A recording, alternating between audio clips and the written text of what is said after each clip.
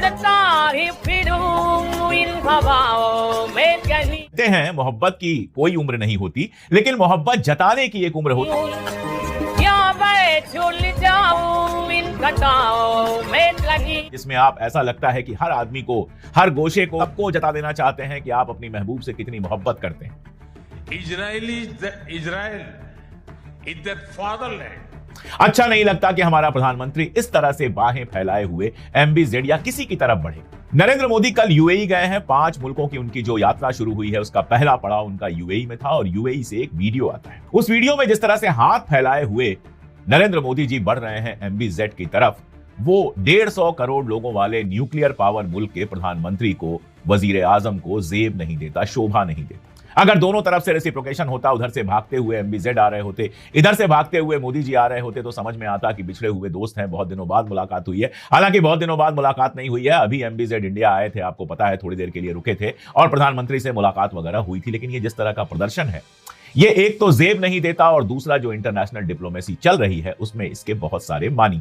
और ईरान वार जो चल रही है, अमेरिका इजराइल ने ईरान के ऊपर अटैक किया है, जो वार चल रही है, और मैं ये इसलिए कह रहा हूं क्योंकि वार खत्म नहीं हुई है, सीज फायर हुआ है, जंग कभी भी शुरू हो सकती है। उसके बरक्स कुछ चीजों को समझने के लिए बेहद जरूरी है। पहली खबर जो है वो यूएई के मुतालिक है। ब्लूमबर्ग ने एक खबर छापी है और यह खबर जो छापी है, मैं बार बार ब्लूमबर्ग का नाम क्यों ले रहा हूं या खास तौर पे आपको क्यों बता रहा हूं कि ब्लूमबर्ग ने यह खबर छापी है, क्योंकि यह किसी चंडू खाने से नहीं आई है, यह ईरान के किसी अखबार से भी नहीं आई है, यह इजराइल के किसी अखबार से भी नहीं आई है, यह सीधे ब्लूमबर्ग से आई है। और वो खबर यह कहती है कि जंग शुरू होते ही यूएई के राष्ट्रपति MBZ ने सारे अरब कंट्रीज के जो चीफ हैं उनको पर्सनली कॉल किया, खुद उनको कॉल किया और कॉल करके ये कहा कि हमें इस जंग में शामिल होना चाहिए, हमें अमेरिका और इजराइल के साथ इस जंग में शामिल होना चाहिए और ईरान के ऊपर अटैक करना चाहिए।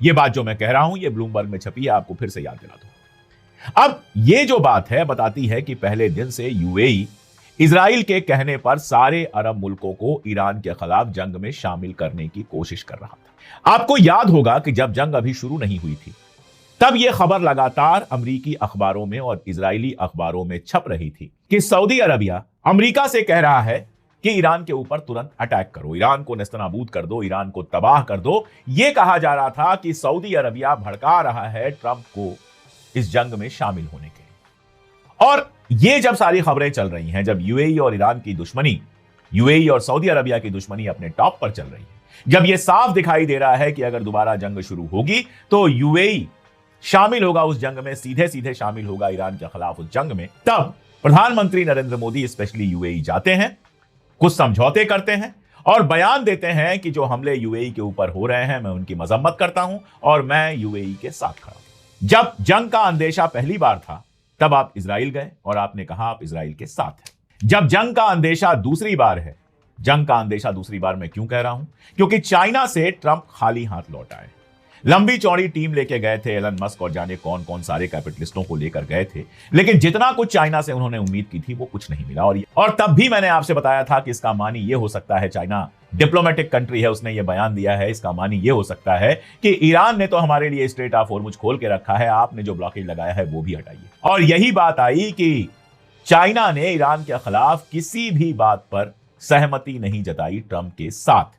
उसने कहा नहीं, लेकिन जो नहीं कहा उसका मानी यह था कि ईरान से हमारी दोस्ती है, हम उसको हथियार भी देते रहेंगे। स्ट्रेट ऑफ हॉर्मुज पे जो ईरान की सुप्रीमेसी है, जो ईरान का इस समय कब्जा है, उस कब्जे को हटाने के लिए भी चाइना ने नहीं कहा। चाइना का कोई ऐसा बयान नहीं आया जो ये कहता हो कि straight of Hormuz international water है। तो अमेरिका को जो ये गुमान है कि वो दुनिया के सबसे ताकतवर कंट्री है, दुनिया का सबसे ताकतवर मुल्क है, वो ईरान वार ने और चाइना और रशिया की डिप्लोमेसी ने काफी हद तक तोड़ दिया है। अब इसके बाद अमेरिका, यूएई और इजराइल के पाले में हिंदुस्तान का खड़ा होना, हिंदुस्तान का नहीं, हिंदुस्तान की सरकार का, नरेंद्र मोदी का खड़ा होना पॉलिटिकल तरीके से, डिप्लोमेटिक तरीके से कितना पॉजिटिव है, कितना नेगेटिव है, कोई भी समझ सकता है। ऐसी यात्रा जब जंग जैसे हालात हैं तो अवॉइड करनी चाहिए थी।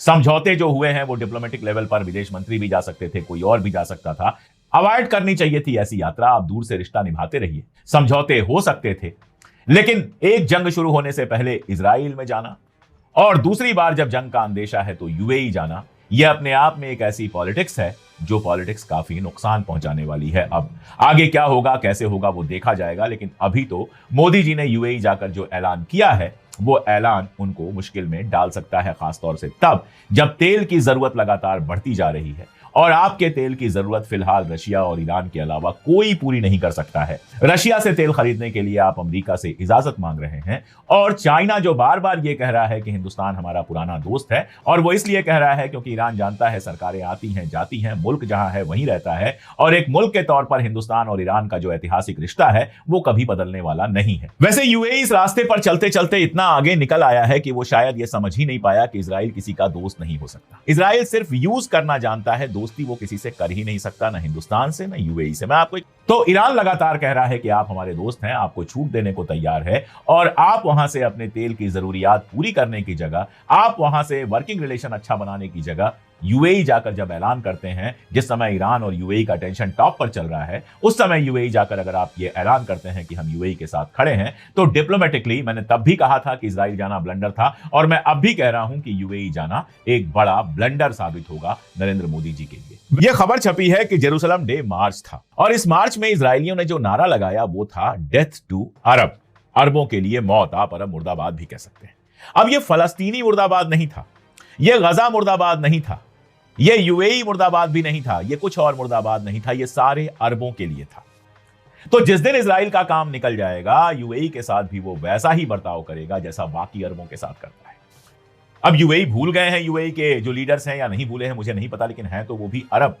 अरबों को लेकर इजराइल के अंदर वहां के स्कूलों में, वहां के बाकी सारे इंस्टीट्यूशंस में जो ट्रेनिंग दी जाती है, उस ट्रेनिंग का नतीजा है कि आज वहां का यंग लड़का सड़क पर निकलकर नारा लगाता है कि डेथ टू अरब, और सरकार उसको रोकती नहीं है, बढ़ावा देती है। आप देखिए क्या जरूरत थी, सोच के देखिए कि क्या जरूरत थी ये बताने की कि जंग के बीच नेतन्याहू, डेविड बर्निया, हलेवी, ये सारे के सारे लोग यूएई पहुंचे हुए थे। ये बताकर दुनिया को यह बताया गया कि देखिए इजराइल हमारे कितने करीबी है और इजराइल हमारे कहने पर काम करता है। नतीजा क्या हुआ? कल यूएई के ऊपर बताया जा रहा है ईरान ने अटैक किया है, हमला किया है उन ठिकानों पर जहां मोसाद के एजेंट्स होने की बात थी। पहले भी सबसे ज्यादा हमले यूएई के ऊपर ही हुए। अराक्ची ने एक बड़ी मजेदार बात की जब वो ये बता रहे थे कि ब्रिक्स एक प्रस्ताव पास करने वाला था, और वो प्रस्ताव इसलिए नहीं पास हो पाया क्योंकि एक मेंबर कंट्री ने उस पर अड़ंगा लगाया जो इजराइल के बहुत करीब है, तो जाहिर है वो यूएई की बात कर रहे थे। पड़ोस नहीं बदल सकता इंटरनेशनल पॉलिटिक्स में। निजी जिंदगी में आपको पड़ोसी से बहुत ज्यादा दिक्कत हो तो आप अपना मकान बेचकर कहीं और जा सकते हैं,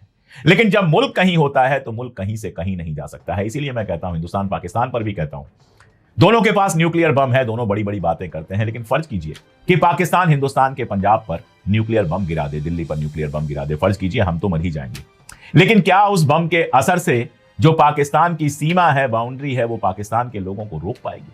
लेकिन शायद यूएई ईरान को सबसे ज्यादा खतरनाक समझता है। उसे यह लगता है कि एक मजबूत ईरान उसके लिए हमेशा खतरा होगा, इसलिए वो ये सारे स्टेप उठा रहा है, और वहां जाकर नरेंद्र मोदी अनजाने में इन सारे स्टेप में जो शामिल हो गए हैं वो बेकार में हमें परेशान करता है, क्योंकि हमारी लोकेशन ऐसी है कि हमारी तो ईरान से कोई जंग नहीं होने वाली, हमारी सऊदी से भी कोई जंग नहीं होने वाली, हमारी यूएई से भी कोई जंग नहीं होने वाली। हम वहां पर हैं कि इन सब मुल्कों से हमारे रिश्ते बहुत अच्छे रहे हैं, और हम चाहते तो इन सभी मुल्कों से रिश्ते अच्छे रख के आगे बढ़ सकते थे, डिप्लोमेटिक तरीके से बिहेव करके, लेकिन एक तरफ खड़े होकर एक अजीब सा रास्ता चुना है नरेंद्र मोदी जी ने। अब देखिए उसको सुधारते हैं या फिर उस पर ही चलते चले जाते हैं।